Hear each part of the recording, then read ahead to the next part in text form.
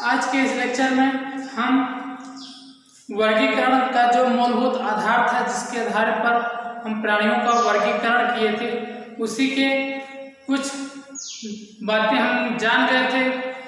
अब कुछ बातें हमें जाननी है, जैसे कि खंडीभवन क्या होता है, या फिर पृष्ठरज्जु किसमें पाई जाती है, नहीं पाई जाती है। ये सब भी जीवों को विभाजित करने के लिए, उनको डिवाइड करने के लिए एक आधार था, जिनके आधार पर हम प्राणियों को उनके विभिन्न वर्गों में बांटे।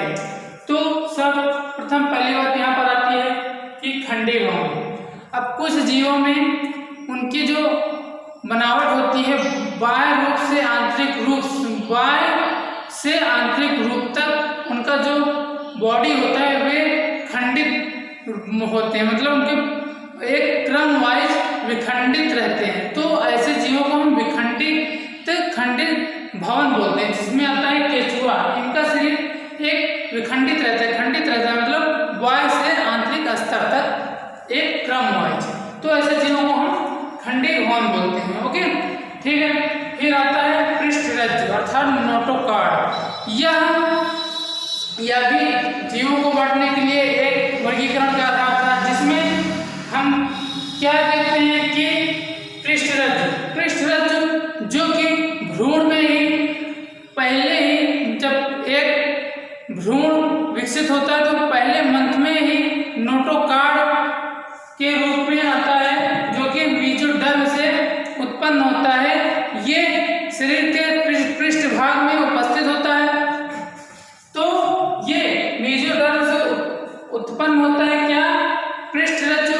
अब पृष्ठरज्जु जिन जीवों के अंतर्गत पाया गया उन्हें हम कार्डेटा बोले, और जिन जीवों के अंतर्गत पृष्ठरज्जु अर्थात ये नोटोकॉर्ड जो है उपस्थित नहीं हुआ, वे उनको हम नॉन कार्डेट बोल दिए। ओके, यानी कि अरज्जु। यहाँ तक बात समझ में आ गई।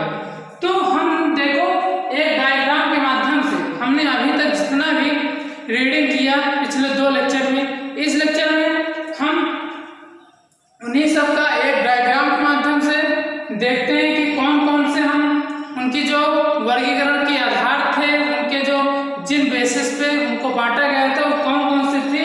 तो एक डायग्राम के माध्यम से हम समझने का प्रयास करेंगे, जिससे हमें ज़्यादा अच्छे से याद करने में या फिर समझने में आसानी होगी। तो यहाँ पर देखो प्राणियों का वर्गीकरण, जैसे कि हम बताए थे कि एनिमलिया के अंतर्गत हम ये सारी चीजें पढ़ रहे हैं कि जो एनिमल किंगडम था इनको किस तरह बांटा गया। तो प्राणी जगत एनिमलिया मुख्यतः ये जब संगठन के स्तर पर बांटा गया, तो उनमें हमने क्या देखा, पहले लेक्चर में हमने क्या देखा था, संगठन स्तर में क्या देखा था कि जैसे बताया था कि स्पंज में कोशिकाएं बिखरे हुए पड़े रहते थे, तो उन्हें कोशिकीय स्तर का बोल दिए थे। फिर वही कोशिकाएं आगे चलकर ऊतक का निर्माण किया, मतलब कि जो कोशिकाएं होती हैं वे संगठित हुई और एक ऊतक का निर्माण की, फिर उन ऊतक से अपने सभी कार्य को संपादित किए, तो ऐसे स्तर को बोलते हैं ऊतक स्तर। फिर वही ऊतक आगे चलकर ऊतक अर्थात ऊतक तंत्र अंग तंत्र का निर्माण किया। तो अंग तंत्र जो एक तंत्र का निर्माण किया, वे अपना सभी तंत्र एक विशिष्ट कार्य करने के लिए उपयोग में लाई गई। तो आज सारी बातें हम जान गए थे। तो देखो संगठन के स्तर पर एक तो था कोशिकीय स्तर पर, एक था ऊतक अंग या अंग तंत्र के आधार पर हम संगठन स्तर को विभाजित किए। इतनी बात समझ में आई। फिर हम देखो समीपता के आधार पर हमने देखा कि वर्गीकरण में समीपता का क्या रोल था, क्या इंपॉर्टेंस था, कि ये इसको किस कारण हमने वर्गीकरण में जीवों के वर्गीकरण के लिए हम इस टॉपिक पर ध्यान दिए। तो अब समीपता, उसमें देखा गया कि जीवों में समीपता किस प्रकार की है कि नहीं है। अरे समित है, द्विपार्श्व समित है। हम आपको बताए थे कि अरे समित, द्विपार्श्व समित, फिर से बात जान लेते हैं ऐसे कि अरे समित वे समित होते हैं जिनको हम 2 से अधिक भागों में बांट सकते हैं। किस तरह से, एक उनके मुख्य अक्ष केंद्र बिंदु से हम उनको 2 से अधिक भागों में, समान भागों में बांट सकते हैं। तो ऐसे समितता को हम अरे समितता बोले थे। और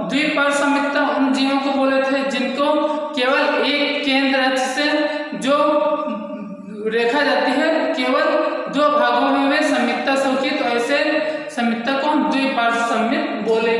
ओके, यहाँ तक बात समझ में आ गई। उसी के आगे देखें हम प्रगुहा अर्थात सीलोम किसके अंतर्गत पाया गया।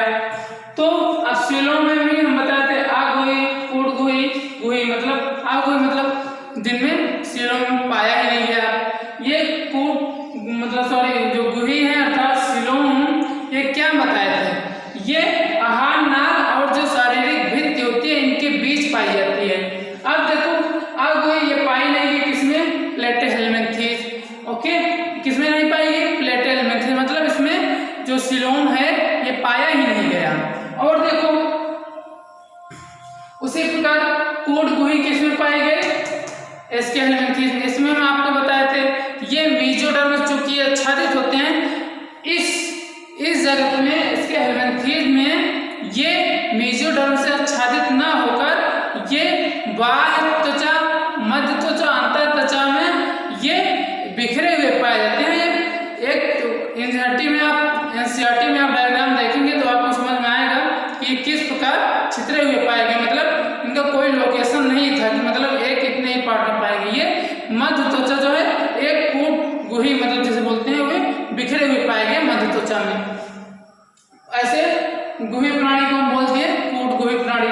फिर गुही प्राणी किसको बोले, गुही प्राणी अर्थात सीलोम प्राणी यानी सत्य गुहा जिसमें पाई जाती है उन प्राणियों को हम गुही प्राणी बोलते हैं अर्थात सीलोमिक युक्त।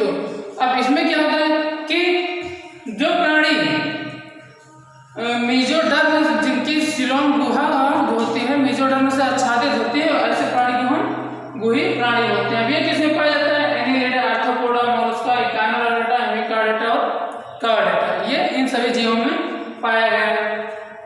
तो इन सभी के अलावा हम थोड़ा ध्यान देते हैं कि सीलेंट्रेटा और टिनोकोरा में देखो ऊतक स्तर पाया गया, इनमें ऊतक स्तर, जबकि पोरीफेरा में क्या था, केवल कोशिकीय स्तर पाया गया था, जो कि जैसे हम बताए थे स्पंज। तो ऊतक स्तर किसमें पाया गया, सीलेंट्रेटा और टिनोकोरा में किसमें क्या पाया गया, ऊतक स्तर।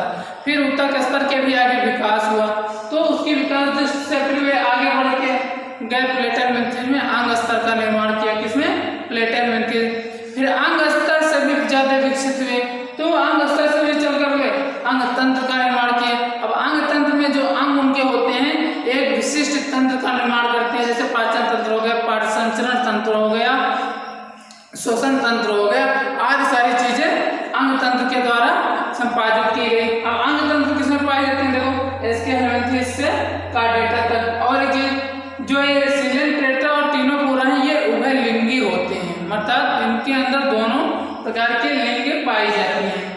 ओके, यहाँ तक देख लीजिए, यहाँ पर देखो स्टार लगा है इकाइनोडर्म क्या के बारे में। तो यहाँ पर देखो इकाइनोडर्म में जीवन चक्र जो इनकी लाइफ साइकिल चलती है, किस प्रोसेस से ये अपने प्राणियों को मतलब इस संसार में विकसित करते हैं या फिर इनके वंश आगे बढ़ते हैं, तो उसके बारे में बोलते हैं कि इसका इकाइनोडर्म में जीवन चक्र जो इनकी लाइफ साइकिल होती है, जीवन चक्र की अवस्था के अनुसार अरे या द्विपार्श्व संमित पाई जाती है। तो मतलब ये ऐसे इकाइनोडर्म जो है ना वे ऐसे प्राणी हैं जो उनमें लाइफ साइकिल के चेंजेस जब परिवर्तन आती है तो उनमें कभी अरे संमितता भी देखने को मिलती है, कभी द्विपार्श्व संमितता भी देखने को मिलती है। ओके, यहाँ तक आप अच्छे से समझ में आ गए। तो हमने इन 3 लेक्चर में क्या देखा कि किस प्रकार हम प्राणियों का वर्गीकरण किए, उनको किस बेस के आधार पर हमने जाना, इनको बांटने की आवश्यकता क्यों पड़ी, ताकि हम अच्छे से समझ सकें जीवों को कि किस प्रकार जीव हम लोगों से अलग होते हैं। कि मतलब शारीरिक बनावट देखने में बाह्य शारीरिक बनावट तो आपको देखने में डिफरेंट लगती है, लेकिन जब हम उनके जब उनके अंदर हम देखते हैं उनके कोशिकीय स्तर, संगठन स्तर, ये जो ऊतक स्तर, अंग तंत्र स्तर, ये सब चीजें देखते हैं तो उनमें काफी डिफरेंट पाएंगे। तो हम कह सकते हैं तो कि उन जीवों को हम अपने जीवों के साथ नहीं रख सकते, तो उनको एक अलग पार्टीशन ही कर दिया गया, जिससे वे अलग एक समूह में उनको रख दिया गया। कि मतलब कि इन सबसे युक्त प्राणी एक समूह में, इन सबसे युक्त प्राणी एक समूह में बांट दिया गया। आज